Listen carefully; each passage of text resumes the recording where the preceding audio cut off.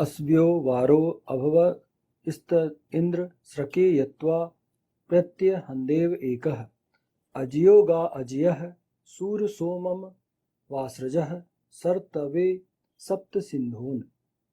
तुम अश्व पुरुष के योग्य वर्ण किए जाने योग्य हुए, तब हे इंद्रियों को वश में करने वाले, जब तुम्हारे लिए एक देव ने गमन में वज्र में हनन किया, जीती तुमने गमनशीलाएं।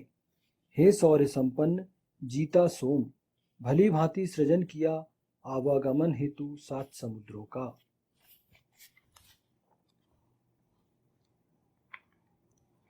ये ऋग्वेद के प्रथम मंडल के 32वें सूक्त का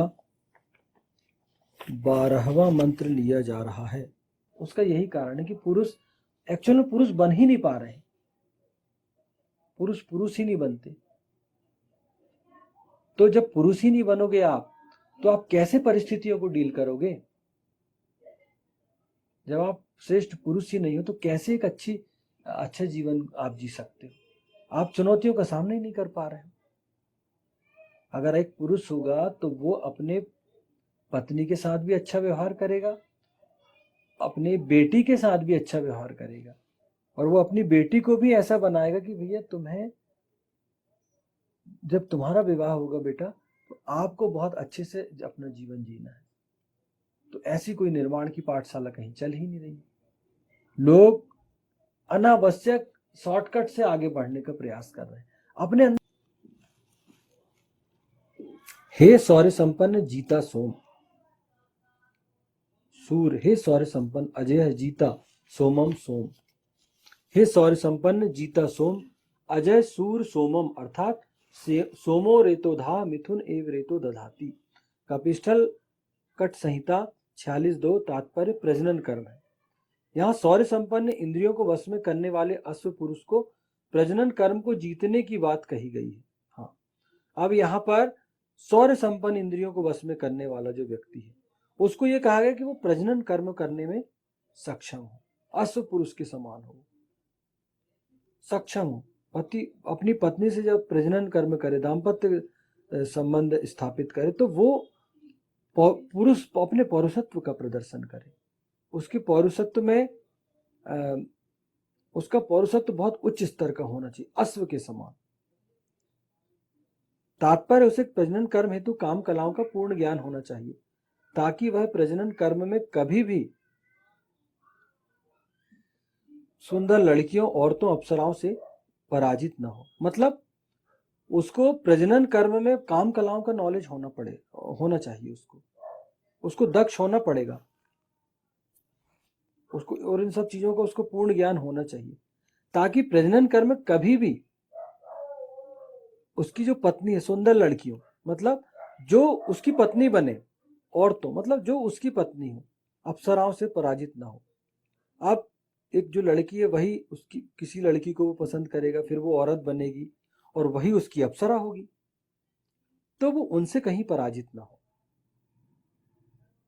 मतलब वो जिससे संबंध स्थापित कर रहा है, जिसके साथ उसके दाम्पत्य संबंध है, उसकी पत्नी है, तो वो वहां पराजित ना हो। उसको नॉलेज होना चाहिए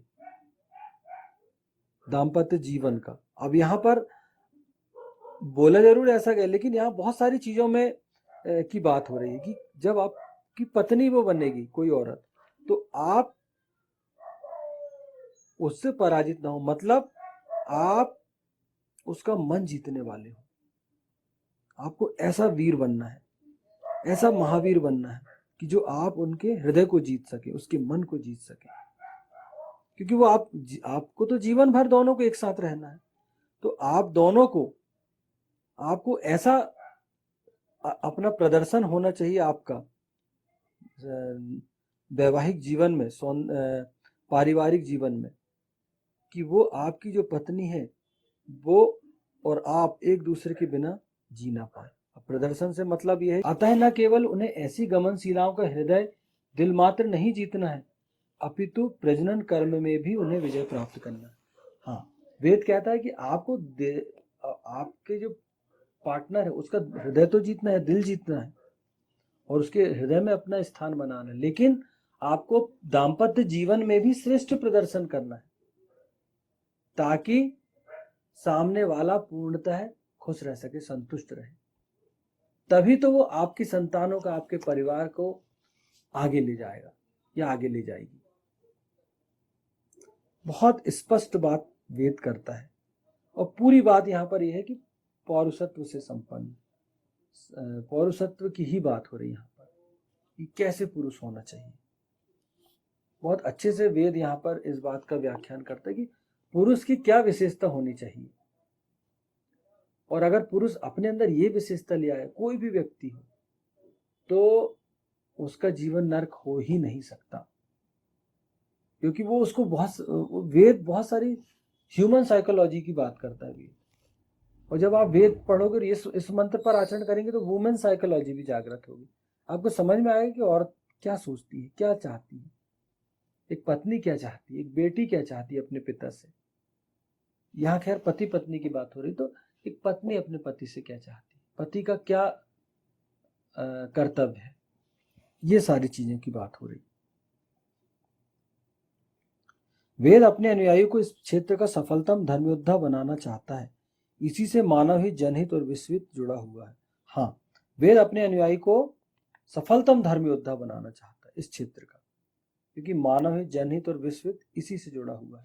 जब भी एक पुरुष होगा, कोई महिला, कोई औरत, कोई लड़की उसके संपर्क में आएगी और जब वो उससे विवाह करेगा तो वो उसका तो जीवन संवार ही रहा है, उसकी संतानों का जीवन भी संवार रहा है, और वो जिस परिवार से आई है उनका भी जीवन संवारता है। क्यों? क्योंकि वेद औरत को बहुत सम्मान देता है।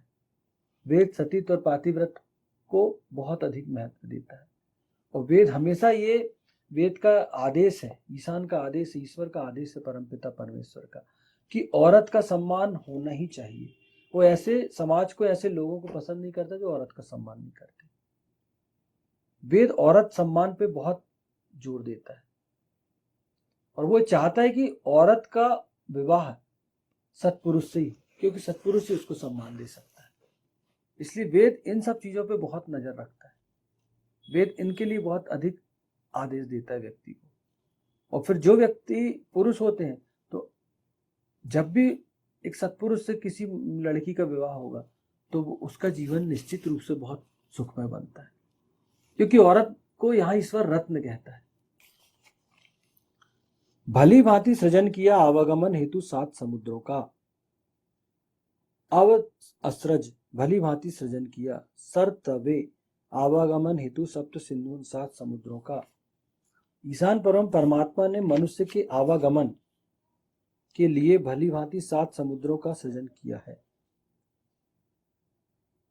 वे उनका अपने जीवन को सुखमय बनाने हेतु भरपूर उपयोग कर सकते हैं। अतः ईशान की ओर से मनुष्य को देने में कहीं कोई कमी नहीं की गई है, किंतु इतिहास और वर्तमान साक्षी है कि समस्त संसाधनों का मनुष्य नकारात्मक प्रयोग ही अधिक कर रहा है। मतलब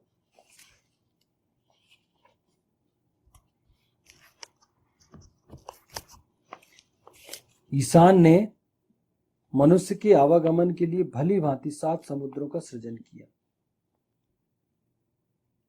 जो मनुष्य वो सुखमय अपने जीवन को बनाने के लिए इन मर्यादाओं 7 समुद्रों का प्रयोग करें, भली भांति इनका अपने जीवन में उपयोग कर सकते हैं। और यहाँ कहा गया ईशान की ओर से मनुष्य को देने में कोई कमी नहीं की गई। आप देखोगे अपने आसपास के जो संसाधन है, अगर किसी को मनुष्य का जन्म दिया है तो यही बहुत बड़ी बात है। और इतने संसाधन हैं, इतने मौके हैं आगे बढ़ने के, इतने अवसर हैं कि जो मनुष्य है वो चाहे तो सब कुछ प्राप्त कर सकता है। ईश्वर की तरफ से, सृष्टि की तरफ से कोई कमी नहीं है आपके उत्थान के लिए।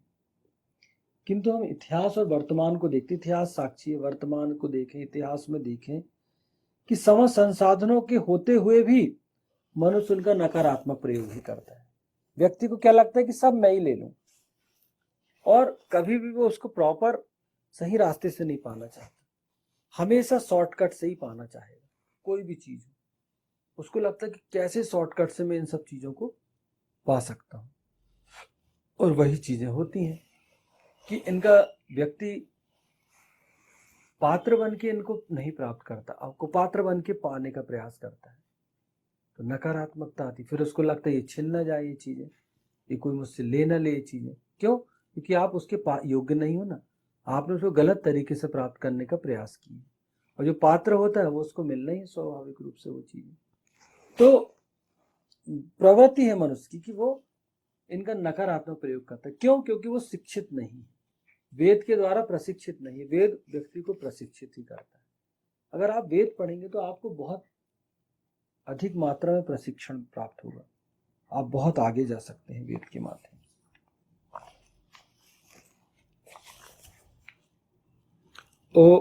तुम अश्व पुरुष के योग्य वर्ण किए जाने योग्य हुए तब हे इंद्रियों को वश में करने वाले, जब तुम्हारे लिए एक देव ने गमन में वज्र में हनन किया। जीती तुमने गमन शिलाएं, हे शौर्य संपन्न जीता सोम, भली भांति सृजन किया आवागमन हेतु 7 समुद्रों का।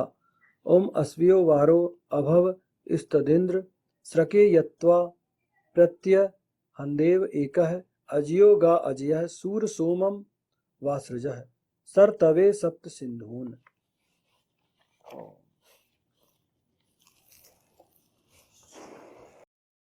वैदिक पर्सपेक्टिव के इस YouTube चैनल को सब्सक्राइब करें, वीडियो को लाइक व शेयर करें।